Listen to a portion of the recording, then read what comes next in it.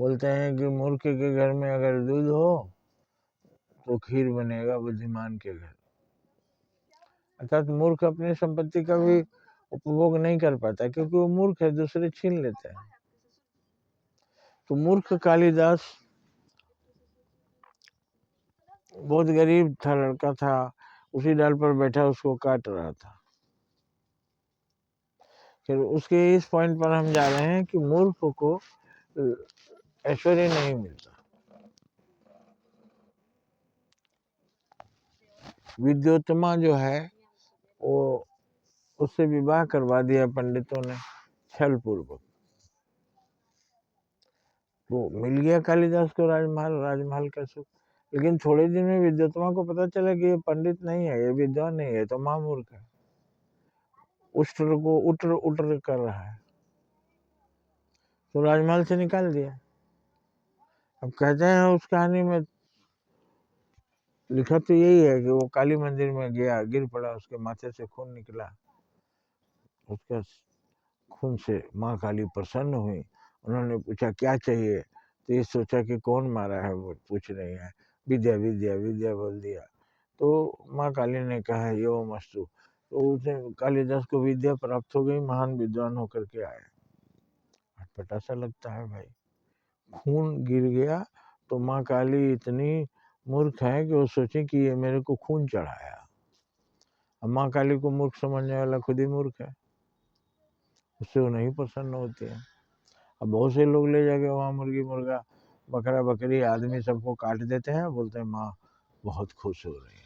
सब माँ के दरबार में खून बहाते हैं और बोलते हैं माँ खुश रहेगी।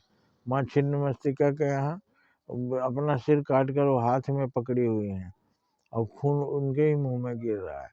तो वहाँ बना छिन्न मस्तिका माता है, लेकिन वहाँ लोग क्या करते हैं, बकरा कटवा करके उसको पकवा करके खाते हैं और कहते हैं कि माँ का प्रसाद है।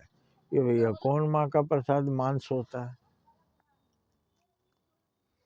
वो दूसरे अर्थ में है, खून बहाना, अपना खून बहाना, अपना सिर उन्होंने काटा, दूसरे का नहीं। तो परोपकार के लिए, देश की सेवा के लिए, देश की रक्षा के लिए वो सैनिक जाकर अपने खुद मरने के लिए तैयार रहते हैं। दुष्टों को मारेंगे, अगर मारते मारते देश के दुश्मनों को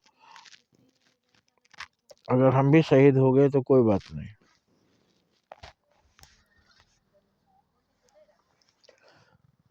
तो उसे विद्या प्राप्त हो गई। लेकिन मेरा कहना यह है कि जब मूर्ख कालिदास था तो उसे धन मिला, राजमहल मिला, फिर भी निकाल दिया गया।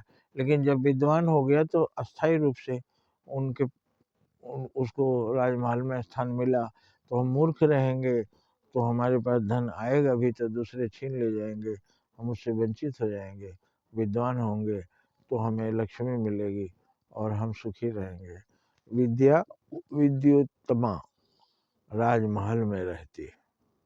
मूर्ख कालिदास विद्वान बनता है तभी रह पाता है, मूर्ख रहता है तो निकाल दिया जाता है।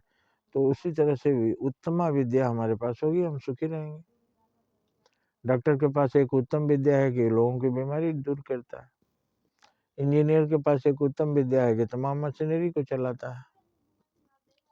तो उत्तम विद्या जीवन में हासिल करना चाहिए, जिससे हम लोग सेवा करते रहें लोगों को और हमें कोई कमी ना रहे, हम भी सुखी रहे, बल्कि जो ज़्यादा मिले तो हम और दुखियों को सुखी बनाएं।